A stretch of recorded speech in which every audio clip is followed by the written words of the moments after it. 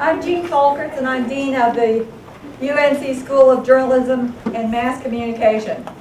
Thank you for joining us today, and we're going to celebrate a new era in the school. But just to start this off on the right note, I have this little plaque with me, and it says, "Coffee for Students and Faculty, supported in part through generous gift of Reese Felts." So I have to tell you a Reese Felts story. When Reese was a student at Carolina, he had a class with Earl Wynn, and he showed up late most of the time. And Earl Wynn told him, and he always came in with a cup of coffee. So Earl Wynn told him, "Reese, if you're going to come in late and you're going to come in with coffee, you have to have coffee for everybody."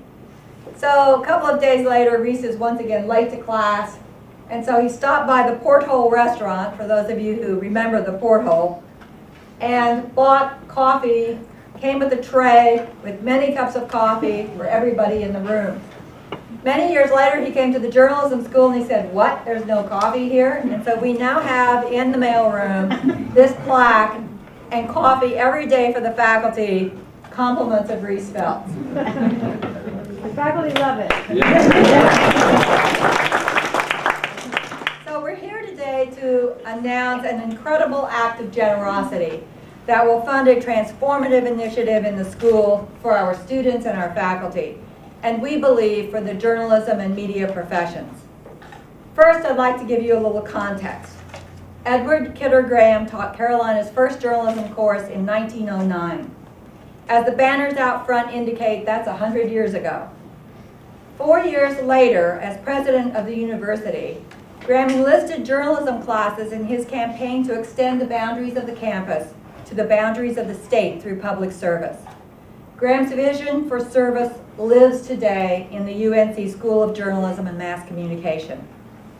Over the last 100 years, we've grown into a national leader in research and teaching, and today we are helping media adapt during a time of great change for the industry.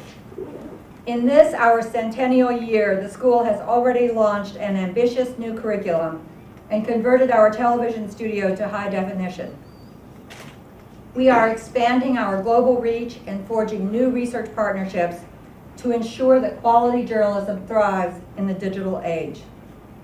It's that drive to serve the cause of great journalism that brings us to our announcement today. Many of you here knew Reese Felts, the 1952 Carolina graduate who passed away earlier this year.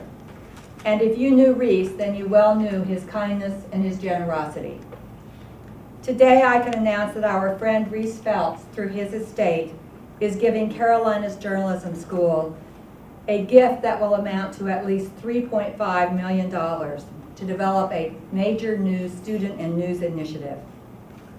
It's the largest single gift ever given to the school by an individual. Reese's gift will transform the classroom in which you are sitting into an experimental student newsroom that doubles as a research laboratory to help better understand audiences and communities that form around the news. The vision for this project is different than anything that I have seen yet in journalism education. These days, every good journalism school is talking about convergence, new media, new business models, and innovation. Most create a digital product of one sort or another. Everybody is talking about new. But people don't talk about news nearly as much as we think they should. There is a real need to refocus on news, the essential core value of journalism. News that serves the public interest, news that promotes civic engagement, news that builds community, and news that helps citizens make informed decisions about our democracy. The Reese Felts Newsroom and Research Laboratory will create a hub where all students and faculty in the school will work together to produce a quality news product and to learn the best ways to reach and keep audiences. Collaboration across disciplines is nothing new for the school. It's been the catalyst to some of our best work to date. But this new ongoing venture will create a dynamic and evolving news product that continually feeds into critically important research, and this is a groundbreaking development. Many journalism schools do not incorporate research into their products. We describe our approach to this project as platform neutral, meaning that we are experimenting on how best to tell the story and how to reach our audience without limiting ourselves to any one medium or platform or any one combination of media. The flexibility to experiment and test theories is central to this project. We won't be afraid to make some mistakes along the way. We will teach students how to develop ideas and take risks and test how audiences respond. That's how you learn. That's how you discover new knowledge that can serve an industry. And that's what differentiates a university environment from a commercial environment. We will be launching a national search for a proven innovator to help lead this project as a startup student news organization, supported by faculty and technical staff.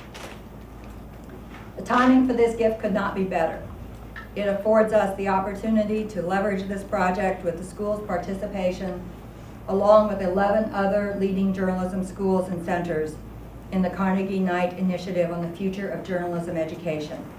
This is a gateway to the second century of journalism and mass communication at Carolina.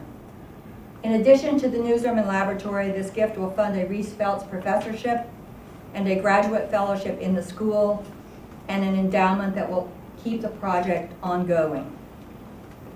These are powerful tools to ensure that we can recruit and retain the best faculty in a competitive environment.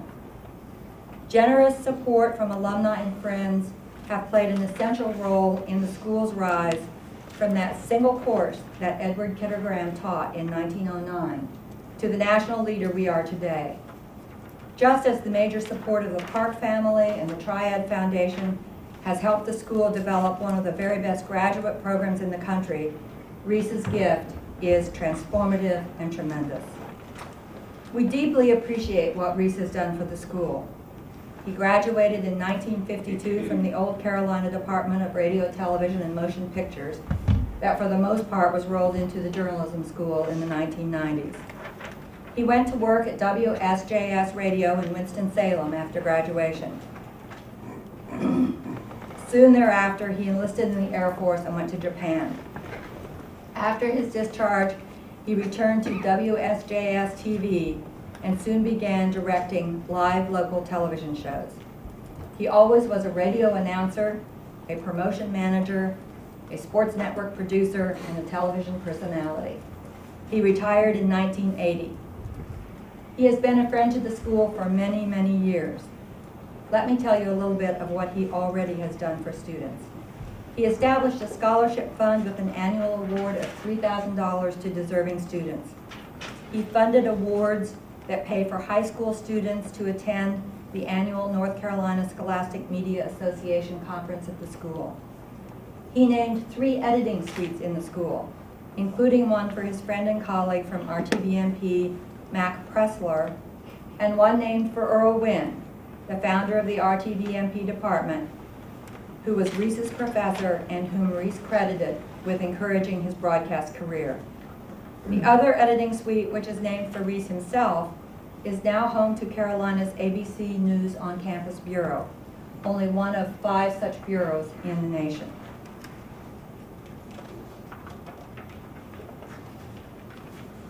We know Reese always enjoyed reading the letters from the students his scholarship supported, and he would often maintain correspondence with those students. He was just that kind of a guy. I'd like to recognize some of Reese's family and friends who have joined us today for this special occasion. Coles Lipford, his attorney and executor of his will and great friend. April Chappell, who is Coles' assistant. Larry Felts, Reese's cousin. Don and Linda Shipman, who took very good care of Reese in the last few years. And Cash McCall, who is an old friend of Reese's. And his wife, Mary, was planning to come, but she was ill today and decided to save us all from the flu. You're here. So Cash and Coles, I ask you to come up and say a few words about Reese.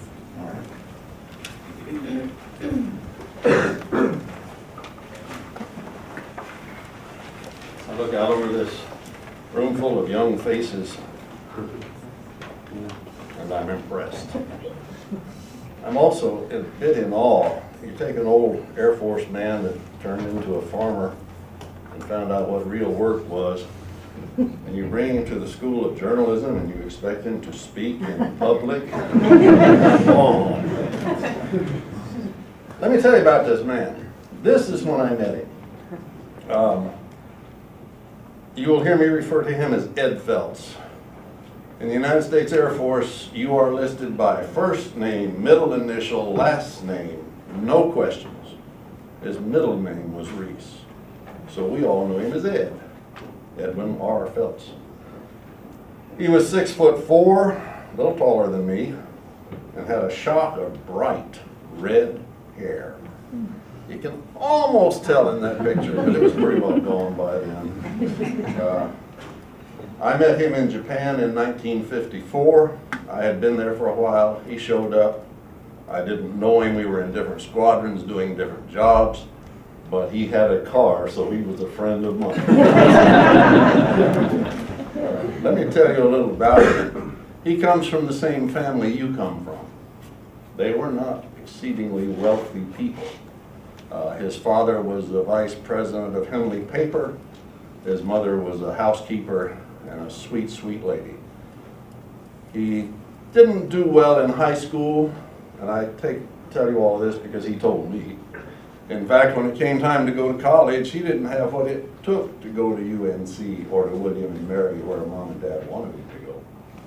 So Dad got him into Emory and Henry up in Tennessee. Virginia. It's right on the border. It's close. Yeah.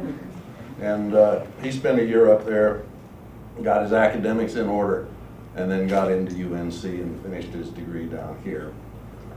My son, my oldest son, started in Emory and Henry by the grace of this man. Excuse me, I'm just getting over what my wife asked. So he has done so much for so many people, as these people will tell you, you never knew about it. He would put kids in school just on a whim, and by the same token, he was tight as Richard's hat band when he reached under the water. Maybe that's how you get $3 million to give to the school. He was a very interesting man. He got me to move to North Carolina after I retired from 22 years in the Air Force. I'm originally from Florida, and because I'm originally from Florida, tourist town, I don't have much of an accent. I don't have a local twang to my voice. And I was always impressed with him because he spoke with such a gorgeous voice and beautiful, erudite conversations. Then I met his mother and father in High Point. I had come back from service. He was still in Japan, and I figured they might like to know about their son. Back in those days, you didn't communicate around the world. You got maybe 1 or 2 ham radio patch phone calls from Japan. The rest of the time it was all by mail. So I stopped in and visited with them and never met them, and she answered the door and said, "Hello, it's so good to have you at the house." And I just stood there and said, how did he ever get out of that? This school got him out of that. He told me about it much later, how hard he had to work to lose his local accent. He loved radio and television, he loved communication, and dear Lord, did he love this school. I went to the University of Florida. I'm a Gator. We have football teams at the University of Florida. I understand you people play basketball. I was so impressed, not only university and college stuff, grammar school, high schools. If a kid was wandering off the path, this man would take him in and say, look, you need this. And he did it well. His generosity toward education and toward the benefit of kids is legendary among his friends. He did not have family. I guess you're about it. Yeah. His mother and father passed, his aunts, and that was it. He was never married. When he went to work for WSJS, and I will let Coles talk more about that because I was in Japan at the time, and then I didn't have contact with him for a good while I was busy defending the world for the intrusion of the Red Plague in Vietnam. doing all of those things, we kind of lost touch, but we made a life, and he got me to move to North Carolina. Florida had gotten too big, too busy, too fast, too much. My little quaint town of 25 to 30,000 now was 86,000 people, and getting bigger, and now it's all one big city. I found out that if I lived in Statesville or Winston-Salem, I was going to come to Winston, which was where he was living, but that town was getting bigger by the minute. But anyway, either one, I could go to the beach in 5 hours, I could go to the mountains in 2 hours, and I found a farm. He's the one that got me here. He was very interested, and I want to touch on this just briefly, and then I'll turn it over to Coles. His main interest in communications and journalism was integrity. Don't forget that. He had introduced me to David Brinkley one time, years ago. I met Charles Kuralt through him. I guess all these guys did it here, didn't they? And then Walter Cronkite passed away here not too long ago. Integrity is almost dead. It now seems to be, let's sell the commercial time, make the money, do what we've got to do. Remember this. It was big to him. Coles, talk about what he did around Winston. Thank you.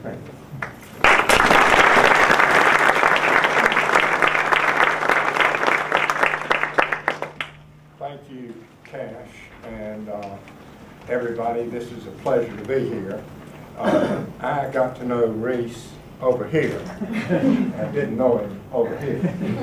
But he was a television personality when I was an adult and all in Winston-Salem, and he was somewhere between there and there. I'll put it that way. And I used to watch him on WSJS TV. But I can't resist talking about Reese just a little bit in some ways. As you heard, he was 6'4". When I met him, he was in poor health, but he weighed 300 pounds at least, I would say. He had a booming voice. He had a twinkle in his eye, and you always felt like there was a little bit of mischief bubbling sort of right beneath the surface. Look at his face here, you can tell that. A little mischievous. Like I said, he was tight with a buck, but at the same time, I think he was compulsively generous with other people. When I went to his memorial service they had after he died, several people got up and mentioned this, that they wouldn't have gone to college if it hadn't have been for Reese. That he talked them into it, and if they couldn't afford it, he'd help them out financially. And there were a lot of people there that showed up at this memorial service, and I had helped him write his will. We had talked about scholarships back and forth among various things, and he had never told me how he had helped people out. He was modest about that. You wouldn't hear about it. It was behind the scenes. I think Dean Folkerts has already discussed a little bit about what Reese did in Winston-Salem. He was with both the radio station and the television station, and he worked in a lot of capacities. He was a jack of many trades. He wasn't a one-horse pony. You know, he could do whatever needed to be done and would do it with enthusiasm. In 1996 and 97, he made the gifts to the School of Journalism and Mass Communication. And I think those gifts led directly to this larger bequest. He really got a kick out of it. And I think he got a special kick out of the 3 rooms, you know, the 3 suites for editing, giving him the equipment. He enjoyed the technical side of things. But, you know, it was empowered him. He bought that equipment. The school didn't have to go around and get it all together and go through the budget process and all that. I mean, he could just go out and do that for the school, and it was what they needed, and he got a real pleasure out of doing that. When we got to talking about his will, he wanted to leave a meaningful gift to the School of Journalism and Mass Communication because of his respect for journalism and because of his pride in the school. But he didn't know exactly how to do it. He didn't know how long he was going to live. He didn't know what the school's needs were going to be at the time of his death. He was very aware at the revolution that was just happening in the whole, business here, and what's happening with newspapers, what's happening on the internet, everything. And he didn't know what the school's use would be at the time of his death. And he worried about that. We went back and forth. I think he met with me 3 or 4 times. He didn't know what to give the money to the school for. And finally, the light came on. Nobody would know what the school needed at the time of his death more than the people at the school. And nobody would know what Reese Felts wanted, what was important to him, than friends like Cash McCall and his wife Mary and the Shipmans. And so we sort of married the two. We said the school could come up with a proposal and the details would be worked out with the panel of friends. And so early this summer, Dean Folkert started a series of meetings, I think, among faculty members. And I would love to have been in on those meetings. You know, you get a bunch of brilliant people, and suddenly you say, we've got several $1 million here with which we can do something meaningful.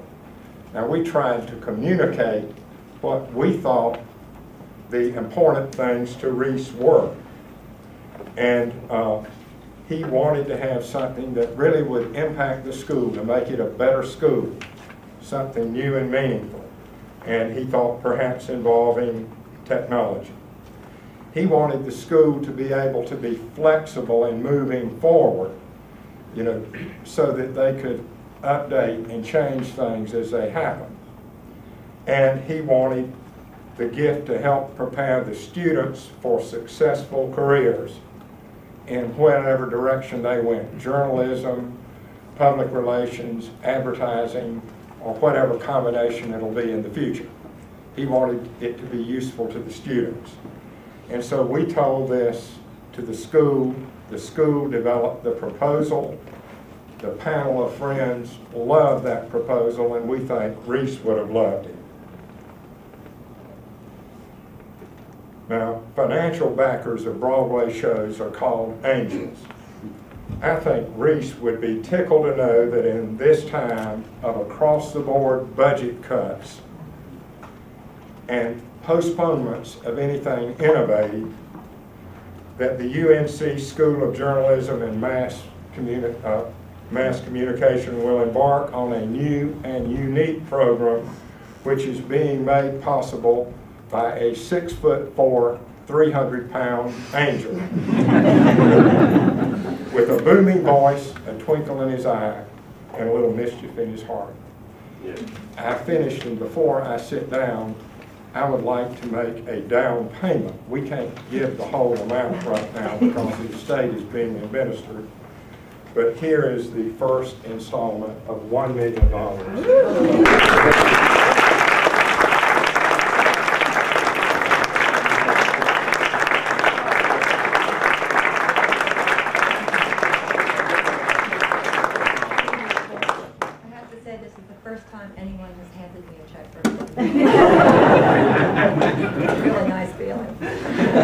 I'm very honored that Chancellor Thorpe has joined us today, and I'd like to ask him to speak a few words. Chancellor Thorpe.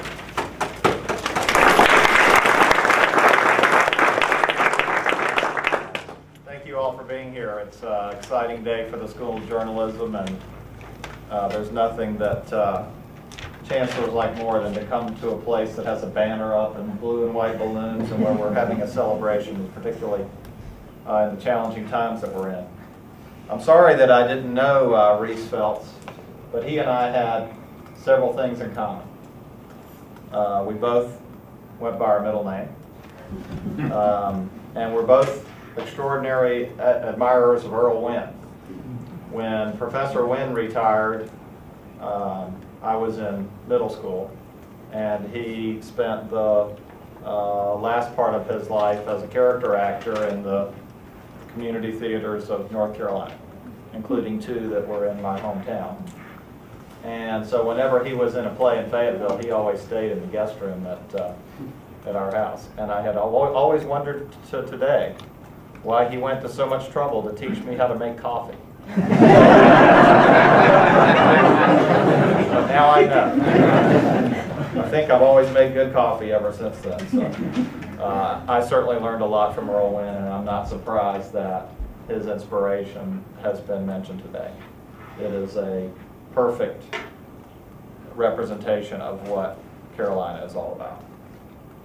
I think the other thing that Reese Felts and I have in common, when I think about how he set this gift up, is that we have an extraordinary amount of confidence in Gene Folkers and this school of journalism, because of the great leadership that we've seen over the years to position the school in an extraordinary position that it's in, but also in the way that the plan for this gift was developed, as was just so eloquently described, which embodies the principle that we must have if we are going to succeed in our country, and that is to produce innovation even at the time when it seems impossible. And that's what universities have always done, and that's what we're sitting here talking about right now, because that is what's going to propel us to the next place that we need to go. And this gift will have an enormous impact on innovation in journalism education, as has been described. As technologies have changed, this school has always responded by educating its students in the new way that news and information is produced and delivered to citizens. I'm hopeful for the promise that these innovations have for the state's news organizations that are fighting the good fight to be a watchdog in business and government and getting important news out to the state's citizens. You might wonder why I would want this to continue someday.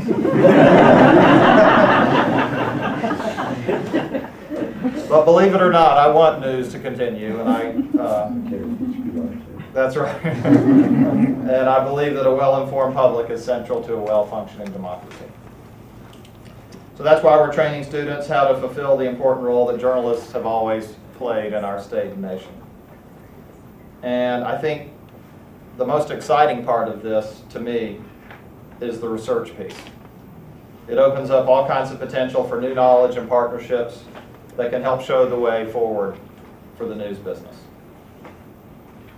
Now, as has been said, private gifts have always been a margin of excellence at Carolina, and this one is certainly no exception. At a time of dwindling state support, Carolina and its donors find out how to pursue the future anyway.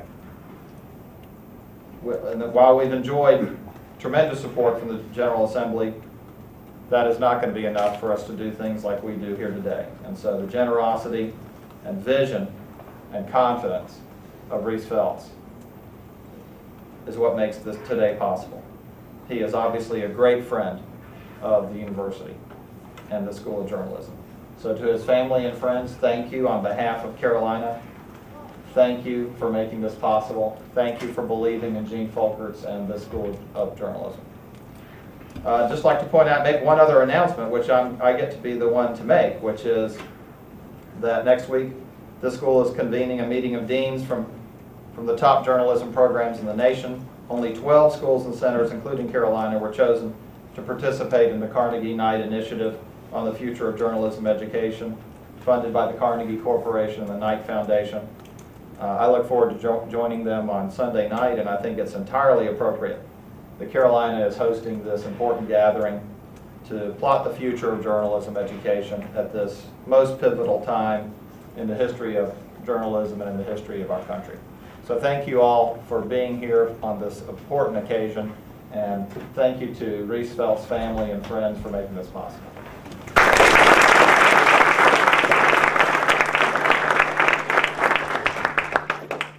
like to introduce a couple of other people who are with us today. Ron Strauss, who is the Senior Executive Associate Provost, and Beth Grace, who is the Executive Director of the North Carolina Press Association. I'd also like to recognize some other friends of Reese, people in the school who knew Reese and worked with him over the years. These are people who kept Reese abreast of what was happening in the school and who engaged him in our work. Richard Cole, former dean of the school, is here and was dean when Reese made the other gifts. And I want to thank Richard for all that he has done for the future of the school. One of the things that deans hope for is that they work hard and leave a legacy that lasts way past their time as dean, and I hope that I can only do as good a job of that as Richard did. I'd also like to recognize Paul Gardner, who was the former development director in the school and also was a friend of Reese's, and Speed Hallman, our associate dean for development, who went to have lunch with Reese very often, and we all exchanged stories, and Speed always enjoyed visiting with Reese a great deal. And I thank you all for coming, and I want you to also to make note that this is First Amendment Day on campus. Our Center for Media Law and Policy and the Campus Y work together to plan events all across the campus.